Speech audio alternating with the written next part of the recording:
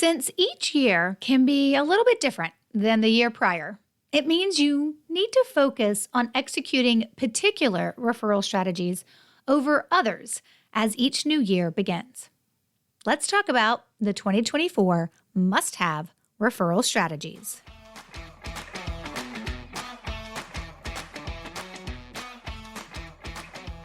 Hey there, and welcome to episode 295 of the Roadmap to Referrals podcast, a show about helping you build a referable business.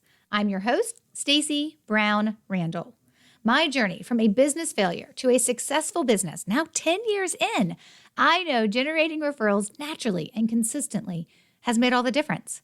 Working with clients around the world, we leverage the science of referrals, protect relationships above all else, and help you build a referable business.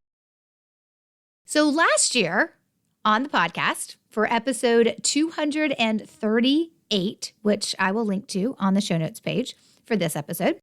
But last year in episode 238, I talked about a few of the must-have strategies, taking into account how most of the world was back to in-person events, and then, of course, the impact that can have on generating referrals. The strategies focused on knowing things like what to say when you're in a networking event and you get good old word of mouth buzz. We focus on the strategy of knowing how to flip that into a referral and knowing how to plant referral seeds while in conversation at networking events. Some of the other must-have strategies for last year, were focused around the fact that in-person and, of course, virtual events, in-person was back, virtual events are here to stay, and we just needed to remind ourselves of what we needed to do to be able to really leverage referral opportunities with the changing times and with the changing of the year. So there's a shift I see now happening in many businesses for this year. So I want to address that in this year's episode dedicated to our must-have referral strategies. And of course, I'm actually going to expand on this over the next couple of episodes as well through this month of February, but really focusing on a couple that you need to know. I've got 3 and then a bonus. And then, of course, we're going to kind of expand that over the next couple episodes as I talk about this and go a little bit deeper. Okay, so here are some of the must-have referral strategies for this year. This doesn't take away, of course, the strategies that I believe that you should have functioning and running and executing in your business every year. Like if you have referral sources, people who've referred you in the past, every single year you should be taking care of those referral sources. You should have a plan in place. You should know what your touch points are going to be. You should understand the language you're going to use, and you should make sure that you execute on those touch points consistently. That's never going away.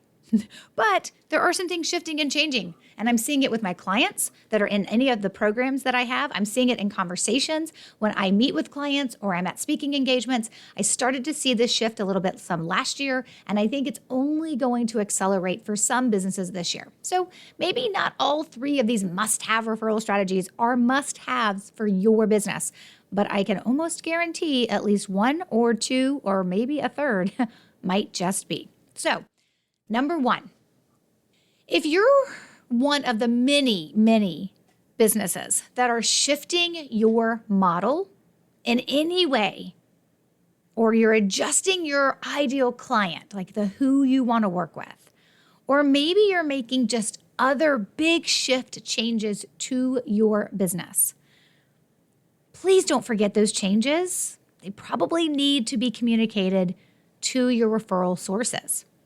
So when I talk about shifting your business model, it may be how you work with your clients may be changing, When we talk about adjusting your ideal client, that could be that, hey, you work in one area and now you're shifting to a different type of ideal client that you want. Maybe you're up-leveling, maybe you're changing industries, maybe you're changing focus, What you're doing isn't necessarily changing, but who you want to do it for is changing. Or another change you may be making in your business is raising your rates, Your hourly rate, the investment or the cost for your service, Any of these significant changes can sometimes impact who is referred to you and who's doing that referring. If you are changing your ideal client, your referral sources, they kind of need to know it. or they're just going to keep referring you who you don't want or who you used to work with or who they're just used to referring to you. So let me give you a couple examples, and then I'll talk a little bit about the please don't do this caution in terms of what it looks like to communicate any type of change in your business, whether that's with the model, your ideal client, raising your rates, or anything else that you're doing. Maybe you are moving across the pond, right? Maybe you are going to move to a different country and still run your business. I know multiple people who have done that last year and are doing it this year. I have one member in my coaching program that's doing it. And so these are things these are changes, right? I mean, there are ultimate changes to your business and to your, and could ultimately impact what your referral sources think is what they think in terms of who they should be sending to you and should they still be sending to you. So these are all things we got to be considering. And we really do need to communicate that to our referral sources. So let me talk about a couple examples just to kind of get your brain going. And then we'll talk about this is the thing I don't want you to do with this. For example, maybe you're an interior designer and you are moving to working from just being known as kitchen and baths and moving to do whole home renovations and actually want to focus on new builds. Well, that is a different type of person that I would refer to you. And so communicating that to your referral source is important. Or maybe as that interior designer, you're actually just moving up to the type of client you want to work with and you're moving more into the luxury market. Maybe you've been in the luxury market and you're like, you know what? I kind of just want to come down and work at a different level market, right? There's no right or wrong here. There isn't like, that would be like me saying every interior designer should only work with luxury. Well, then there's a whole swath of the world that would never have the opportunity to work with an interior designer, right? And that is a gift we all should be able to have. If you've ever worked with one, you know.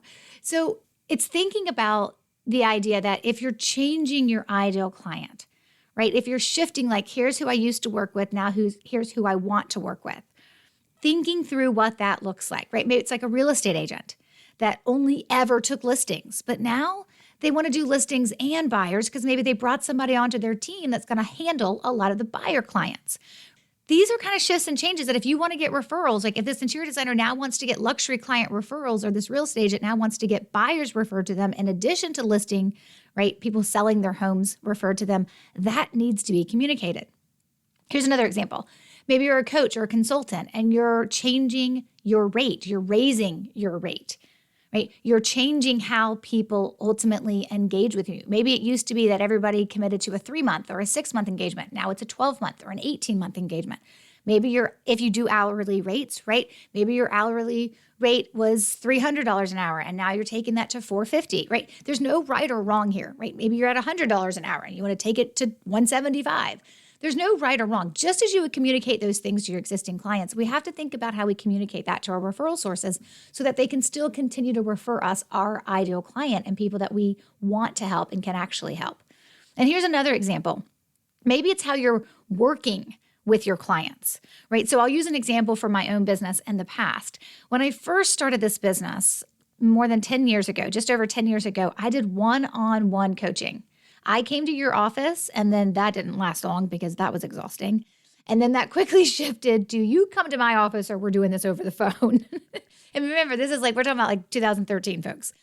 So the one-on-one coaching that I did was how people knew me. They knew that's how I worked with my clients. So when they referred people to me and people were saying, hey, I've got an issue with this. They're like, oh my gosh, Stacy's this great business coach. You should work with her.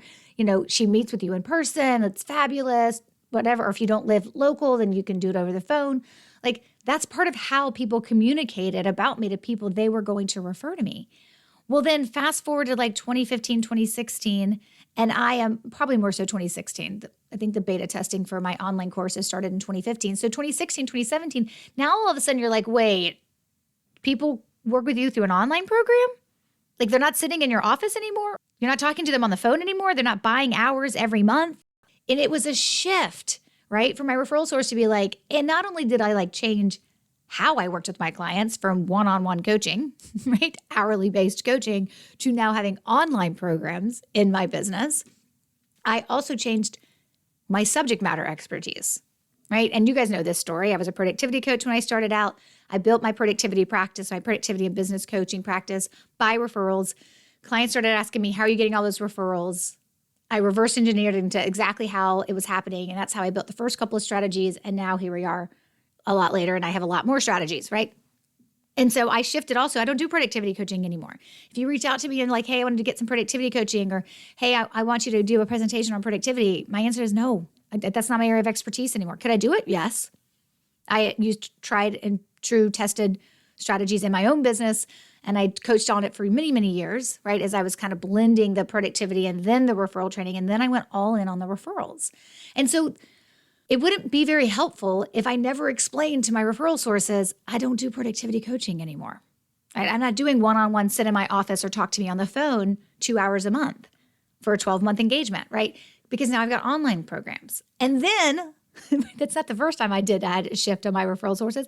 Then I blended and changed again. Then I would add different things. Okay, now there is an in-person option, but it's at this VIP level, and now everything's done through Zoom, right? Because I work with people all over the world. This had nothing to do with COVID. And so now there are 3 ways that people work with me. I still have my online programs because it's right for some people. I have my coaching program because they want to be able to go in a 12-month calendar, having access to me on a weekly basis, and be able to like implement as their capacity and their timetable allows and do one thing at a time. And then the other way is my VIP option, where I actually show up at your office for 2 days and I've already pre-built everything for you. We co-create what needs to be finalized and customized. So there is like participation by the business owner and their team in this, right? But that VIP referrals in a day looks very different for the most part from the building a referable business coaching program, which looks different from the online programs, right? So if you want people to refer to you, they have to kind of understand what that looks like, right? And so when I did roll out my new model of BRB, the coaching program, and this was back in like 2021, like that had to be explained. So if you're making changes to your business model, that's something I want you to keep in mind. Any type of change to your business, right? Not like tiny changes, like, oh, I'm changing, this one little part of my business and it's not really a big deal. Like, I don't mean like tiny changes. I mean big shifts that changes who your referral source can send to you. That has to be communicated. Okay, here's the second must-have strategy for 2024. While this is a tactic you may need every year, I'm just going to go ahead and say that. I think this is a tactic we all need. We all need to know how to do it. We all need to be able to deploy it when we need it. We need to keep it going on a smaller scale in the background of our business, or just know when to put our foot on the gas and when to take our foot off the gas with this strategy. And that is knowing how to cultivate new people to refer to you. This year in particular, as people are doing shifting in their businesses and things are changing, right? And we have different things happening in our economic environment and in our political environment, particularly for those of you in the States, right? This year in particular, as those referring to you maybe doing the same shifting that you're doing, they're doing it in their business or in their lives, there is a chance that people who have been referring you will stop coming across your ideal client and be able to continue to refer you. So your ability to know, hey, I actually need new people referring me, that's really important. So I have a client that I'm working with, and their goal for their first year is 40 referrals. Now, when we look at who they have already referring them, their existing clients, we're looking at, okay, from that group of folks, we need 30 referrals from them. And that is stretching it. For the 20 people that they have, or 21 people that they have currently referring them, 30 is stretching it. But that's what we're looking at, because in addition to that, they are also going to need to cultivate 10 new people to refer them. So when we look at this, right, when we understand what this looks like, almost every time I work with someone, it does happen. I do have people that I work with that are like, hey, I need 50 referrals and I've got 40 people referring me. I'm like, okay, then let's just get the 50 referrals we need from those folks. And you can worry about cultivating new people at a later time. You don't need to start with that, right? You don't need to worry about that right now. So there definitely are people that I work with that are in that scenario, but the majority of people I work with are looking for new people to refer to them. And you have to know how to do that. You have to understand the process of how you cultivate someone who's never referred you, maybe even never considered referring you, not even quite sure they trust you or understand, right, anything about you. And now you want this person to be like, hey, now put your reputation on the line, please, and give me a referral. Right. And you got to do that without asking for it, because when you ask for it, you damage the relationship and you shortchange what can ultimately happen with long-term referrals and consistent referrals, because you damage the relationship. So your ability to know how to turn new people into referral sources is really important. The reality of it is it's actually easier than you think. And I think that's the surprising thing sometimes when people go through the training I have called Referring Machines. It's available when I do my VIP option, my BRB coaching program, or it's even available right now as an individual online program. And I know that people go through it and they're like, this seems really, really simple. I'm like, yeah, but your ability to execute on it exactly as I've taught it and then do it consistently and then use the right language that I teach to you in those moments, that is why it works. That is why I have business owners who've been in business for 25 years. So they're no stranger, right, to being able to hold conversations with people and them to be able to use the strategies I teach in Referring Machines to turn multiple people in just a couple of months into new referral sources, meaning they've given them a new referral and then they can keep cultivating referrals from them. This is the thing I think people overlook, is this simple. In my opinion, it's not easy, right? It's not easy to get someone who's never referred you to be like, tomorrow I'm going to start referring you because you had coffee with me. Like, it's not easy, but the process you follow is simple. It's like, okay, we're going to identify, we're going to cultivate, we're going to follow up. And we're going to do that consistently with the right kind of follow-up, the right kind of conversation, and the right type of referral seeds being planted, which are different than you can plant with somebody who has been referring you. So you got to keep that in mind, right? So while it's not necessarily easy to like look at someone and snap your fingers and they're like, yeah, let me give you a referral because you looked at me, right? Of course it doesn't work like that. It's not easy, but the process is simple and usually more simple than people will understand. Like not a lot, that's not fair. There's some folks who know it's going to be simple. So they get in and they're very excited that it's simple and then they start executing and then they have success. And they have others who get in, they're like, I think this may be a little too elementary for me. I think this may be a little past, like a little behind where I am. I'm past this. My business is past this. I'm like, this is the simple process of how someone who's never referred you starts to refer you. And I don't care if you've been in business 90 days or 90 years. It's the same process. Being in business maybe 90 years gives you an advantage for some brand reputation, right? And being known in the market a little bit better. But it's the same process, no matter how long you've actually ultimately been in business. Now, if you don't know anybody, that does make the process a little bit harder, but it's still a simple process. So you got to know strategy number 2 is getting new people to referring you. Because here's the thing you got to know about this. Referral sources, the people who refer you, who have referred you and are referring you, your existing referral sources, they're never static. It's not like, oh, you're on my list and now you're going to be on my list for the next 25 years. That's not how life works. People may be able to refer for a season, right? Somebody moves away, somebody changes jobs, then they're not coming across your ideal client anymore. Somebody may refer to you a number of years, you change your business model, all of a sudden they're just not able or capable to refer to you who your new ideal client is. Or you've raised your rates and now they don't know people who can afford your new rates because that's just maybe not the circles that they run in. So your referral source, the people who end up on your list of referring to you, that list is never static. People will come and go. So your ability to know how to add to them is important. But what I'm finding is that as we, and I'm talking from my client's perspective, as we look at the list of who our referral sources is, there's been a lot of shedding. They're like, oh, they're not going to be able to refer anymore, or oh, that person, right? And so when we're shedding people off our referral source list, that means we need to know how to get more people referring us, because other business owners are doing what we're doing and they're changing their model and they're changing their direction and they're changing how they want to run their business and they're raising their rates and everybody's doing this shifting thing. And that's hitting us with these first 2 must-have strategies for this year because there is a lot of shifting going on. That doesn't mean there's shifting going on in every single business. I'm not actually shifting or changing a lot to what I'm doing in my business. That happened for me a couple years ago, and it's happened to me multiple times. But I am seeing this more and more. These are the conversations I'm having with people more and more about the shift or the change or the what's happening that's going on in their business. So these are 2 really, really important must-have referral strategies. That's not all. I got 2 more for you. The third one and a bonus.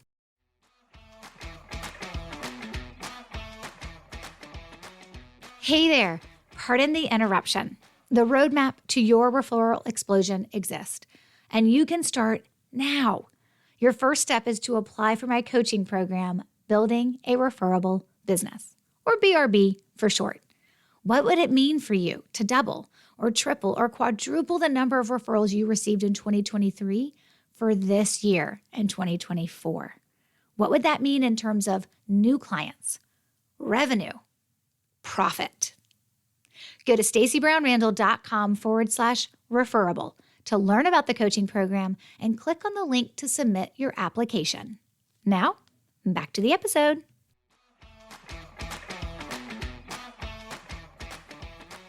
Okay, so here is our third must-have referral strategy for this year. It's a simple one, my friends. And I kind of when I was writing it down, I knew I was very, very headstrong that this is going to be one of our must-have referral strategies. But yet I still laughed out loud because of how simple it is and how I cannot believe that people don't do it. And that is, please, folks, please write a handwritten thank you note when you receive referrals. I felt really compelled to include this simple tactic because many people still aren't doing it consistently. Write a thank you note when someone sends you a referral. There shouldn't be much more I should have to say on this, but I know I do. And I know even the people who have the best of intentions that don't actually get around to writing them, none of us are bad people. We're not bad people because we don't sit down and write a thank you note. But it is negatively impacting future referrals. So please take the 2 minutes it takes to write a thank you note to someone, put it in an envelope, put their address on it, put your return stamp on it, and put a stamp on there as well, your return address and the stamp on there, and get it out the door. Because here's the thing I need you to consider about why sending a handwritten thank you note, preferably written by you, for every referral received. Because consider this. Why should I send you more referrals if you can't thank me for the one I just sent to you? It's a subtle subconscious thought that your referral sources are having. Some, they're dwelling on it. Others, it's just a fleeting thought. It's here and it's gone, but it was still yet a thought that they had in their subconscious. It's subtle, I know, but it is powerful to people wanting to continue to refer you. It starts, my friend. It starts, my friend, with you writing a very simple thank you note. Now, for some of you, I'm pretty sure you have all types of questions about this thank you note. What should it say? What kind of card can it be? Should it be handwritten or not? It should. Let me just go ahead and spoiler alert that one for you. Right? All the questions that come up when I start telling people to handwrite some thank you notes. Here's the thing. I went through all of this in episode 52. So I will link to episode 52 and the show notes page for this episode, which is stacybrownrandall.com/295. It's 295. And Stacy has an E. I will link to this episode and the other episode I mentioned earlier if you want to go back and listen to it. But I went through everything, all the things. I went through the software, which is, in my opinion, what you say in what you write in the card, and the hardware, which is what the card looks like. I went through all of the pieces. And guess what? Yes, episode 52, and we're on episode 295. That's an almost 5-year-old episode. That episode's almost 5 years old. And guess what? Nothing has changed, my friends. Nothing.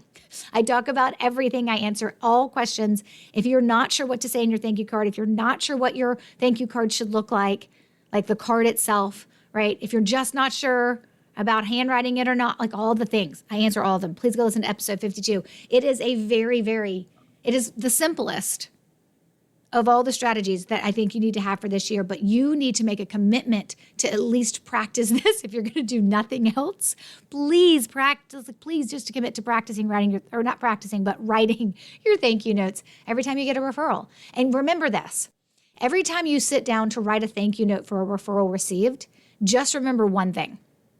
You probably could be getting more referrals if you also had a strategy behind it to cultivate more referral sources, to cultivate more referrals from your existing referral sources. So you could be writing a lot more thank you notes this year for those referrals if you wanted to. You just got to put in the work to learn how it works. Okay, here's our bonus must-have referral strategy. This is just a little bonus strategy I wanted to share. Track all day long. Track your metrics. Please track. I know it's not sexy. I say this all the time. Data's not sexy. Tracking's not sexy. But what it tells you about your business is so sexy. It's so good. It's so important. So I had the pleasure of spending a couple of days with a VIP client who is an interior designer out of Philly. And we were talking about, so the way my VIP referrals in a day process works, there's some requirements. Like you have to have a team because I come to you for 2 days. You have to fill out a pretty 5-part, not intensive, but it is a 5-part assessment. You have to fill out, maybe some people consider it intensive because it is work to do, so that I can understand a lot about your business and then pull the best strategies for you and the pieces of other strategies that I think you need and create this overall strategy for you. So I was hanging out with Liz and her team. And we did this for 2 days. We kind of went through it in 2 days and kind of got everything built and some things implemented and then a deployment roadmap of how the rest of the work's going to actually happen now that I am not with them anymore after those 2 days. And I remember Liz and I, who's the owner of the company, Liz and I went to dinner and she was like, she's like, my team and I were talking about the assessment that we had to do and in particular pulling of the data that you wanted based on who's referred us in the past. And she was like, I don't know how a business owner goes through the process of actually pulling that for you if they haven't been tracking it previously. And I was like, I know. I was like, well, guess what? There's a lot of people who come in to work with me, whether it's in the coaching program, it's in the online program, it's in my VIP offer. And they're like, oh my gosh, I have not been tracking this correctly or effectively or consistently. And they have to do this process we call walk down memory lane. And it is a little bit more painful, but valuable. Because you got to pull the data to know where we're going to get you the fastest referrals we can get as quickly as possible. Now, as quickly as possible is defined differently for different people with different businesses, of course. But the reality of it is that we use what's been happening to know where we're starting from as I'm building out strategies or telling you which strategies to put in place in a particular order. And so she was like, this has got to be really hard for some folks. I'm like, it is, but it's really, really important. So if you want to avoid that, let's start tracking now. Yes, let's start tracking now. It's kind of pretty much the beginning of the new year. So make this something you're just going to commit to doing. Every time a referral is received, you are tracking it.